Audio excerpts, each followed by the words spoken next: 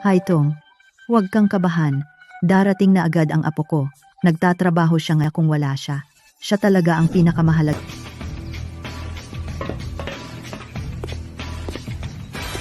Maligayang pagdating, ikilala mo siya agad sa maraming tao. Siya ba yan? Kailangan ko ba talagang magpakasal sa isang taong hindi ko pa nakikita? Hindi dapat matumba sa parehong lugar. Ngayon, gagawin ko ang lahat para mabawi ang dangal ko. Presyong baboy ngayon. Siguradong makukuha ko.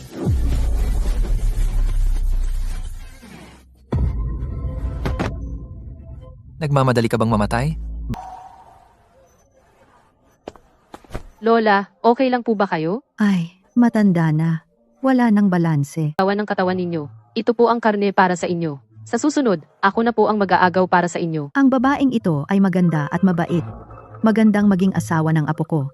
Binibini. Ano pong pangalan ninyo? May kasintahan na po ba kayo? Ako po si Haitong.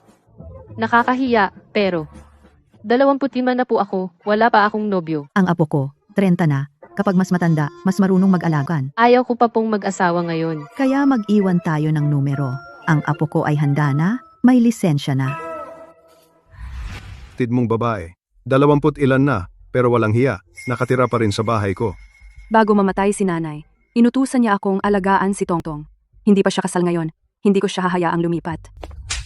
Sige, simula ngayon, maghahati tayo sa lahat ng gastos. Bahay, sasakyan, at utang. Ang manatili dito ay magdadala lang ng problema kay ate.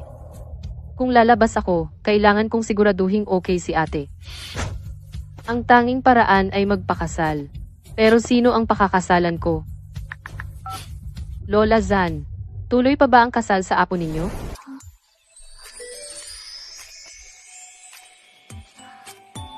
Lola, ito ba ang iyong apo na si Johnny na maunlad ang karera? Gwapo nga ang mukha, pero nagmamaneho ng wuling hongguang. Sa tingin mo, ordinaryong manggagawa lang siya. Sa tingin ko, hindi ka pa sapat na abala sa trabaho. Gawin mo yung estilo ng short drama na CEO na nagtatago ng identity para mag-date. May sarili akong pagsasaalang-alang. Kung hindi mo kayang tanggapin, hindi na kailangan ang kasal na ito. Ang ganda ng iniisip mo. Xiao Tong, ito ang aking apo na matandang binata. Huwag mong titingnan na malamig ang ugali niya. Siya. Magandang araw, Mr. John. Ako si Haitong. Abala ako.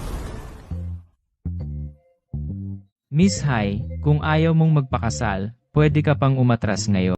Dahil pumayag na ako, hindi ako uurong. Ang babaeng ito ay talagang bata at maganda, gaya ng sinabi ni Lola. Groom, huwag mo nang titigan ng aming bride. Tingin Nagpakasal ako sa taong kakilala ko lang ng 10 minuto. Ito ang susi ng menu.